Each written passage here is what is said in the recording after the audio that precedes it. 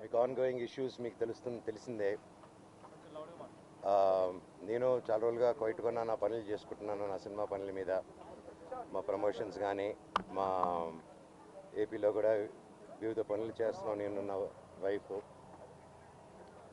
So 1వ తారీఖు 2వ తారీఖున ఏప్రిల్లో నా పాప పుట్టినరోజు అండి, ఫస్ట్ బర్త్డే. మేము వీళ్ళ సైడ్ నుంచి ఏం కోరట్లేదు, ఏది అడగట్లేదు. ఫస్ట్ నుంచి I'm very clear about it. కావాలన్నీ ఇది ఫ్యామిలీ గొడవగా మార్చి అందరినీ పిచ్చోలు చేయడం తప్ప ఇంకేది లేదు. సో పాత విషయాలు పక్కన పెడితే మార్చ్ 27th మీకు ఆర్డర్ చెప్పేస్తాను క్లుప్తంగా. మార్చ్ 27 నేను పాడి షరీఫ్ సిఐ గారికి ఫోన్ చేశాను, 100కి డైల్ చేశాను. ఎందుకంటే నాకు మనుషులు జమ అవుతున్నారు ఇంటి బయట. సార్ నేను నా భార్య పిల్లలు ఉన్నాం ఇక్కడ, వద్దన అటాక్ అవుతుంది, మాకు టాక్స్ వస్తున్నాయి, దయచేసి మాకు ప్రొటెక్షన్ ఇవ్వండి అని 100 చేయడం జరిగింది. ఆ నైట్ కూడా సిఐ గారు పంపించి మమ్మల్ని ఇంటి బయటికి రమ్మన్నారు.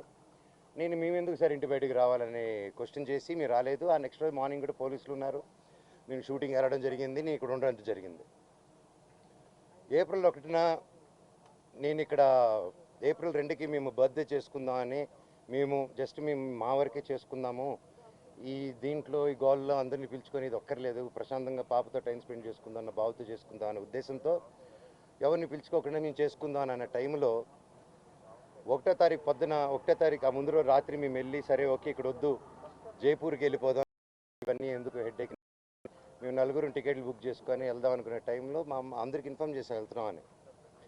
నేను వారం ముందు కూడా మా అమ్మగారికి కూడా క్లియర్గా చెప్పేశాను, నాకు విష్ణుకి ఏం కావాలో అన్నీ చేసుకోమనమ్మా, నాకు అక్కడ లేను. నేను నా వైఫ్ నా భార్య కూతురి బర్త్డే సందర్భంగా మేము ప్రియాంప్ ఇచ్చేస్తాం, మాకు మీ ఆస్తి లేదు. ఇది ఆస్తి గొడవే కాదు, మా నాన్నగారికి ఎప్పుడో పెట్టేశాను, నాకు ఆస్తి వద్దు నాన్న, మీది ఆస్తి వద్దు, కానీ పిల్లల భవిష్యత్తుకి మీకు సంబంధం లేదా, అది దట్ ఈస్ ఎందుకంటే స్టూడెంట్స్ నమ్ముకొని వచ్చారు, వాళ్ళు నమ్ముకొని వచ్చారు, అక్కడ స్టార్ట్ అయ్యేంత దూరం వచ్చింది అది. ఈరోజు నాకు ఆశ్చర్యం ఏంటంటే సిఐ గారు మీరు ఇక్కడ ఉండట్లేదు కదా అన్నాడు నాతో. సార్ అయితే మార్చి 27 మీకు ఫోన్ చేశాను కదా సార్, ఇక్కడే కదా ఉన్నాను, మీరే కదా ప్రొటెక్షన్ ఇచ్చారంటే సైలెంట్ ఉంటాడు. ఆయన స్క్రీన్ షాట్స్ రికార్డింగ్స్ అన్నీ కూడా మీకు ఇమ్మన్నాడు, ఆయన పర్మిషన్స్తో మీకు ఇవ్వబోతున్నాను. అండ్ 1వ తారీఖున పొద్దున నేను ప్రెస్ బృందానికి లింక్ పంపించాను, వీళ్ళకి ఆల్రెడీ పంపించాను. ఏప్రిల్ నుంచి అప్పుడు డిసెంబర్ 8 స్టార్ట్ అయిన గొడవలకి ఈరోజు వరకు ఒక్క ఛార్జ్ షీట్ ఫైల్ చేయలేదు. ప్రూఫ్స్ ఇచ్చాను, కత్తులు గన్నులతో కొట్టరా అని చెప్పి మా మీదకి వచ్చారు, కర్రలతో వచ్చారు, గన్నులు తీశారు. ఇవన్నీ ప్రూఫ్ సిఏ దగ్గర ఉన్నాయి, అన్నీ ఉన్నాయి, మీకు చార్ట్ హిస్టరీ నేను ఇస్తాను.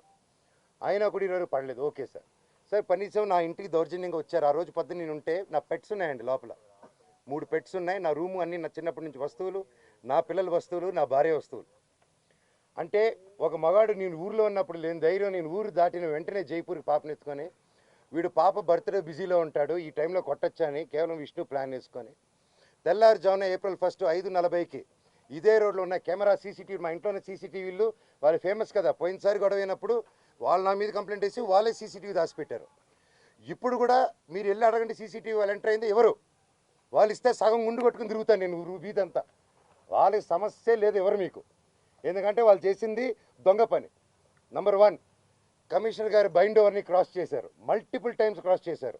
జనరేటర్లో షుగర్ పోయడం దగ్గర నుంచి, మా వాళ్ళని కొట్టడం దగ్గర నుంచి, వాటర్ పంపులు ఇంటికి కట్ చేయడం, పగలు కొట్టడం నుంచి, కరెంటు కట్ చేయండి ఆ ఇంటికి అని చెప్పడం నుంచి, ప్రతి ఒక్కటి ఈ మనోజ్ గారి దగ్గర ప్రూఫ్స్ ఉన్నాయి.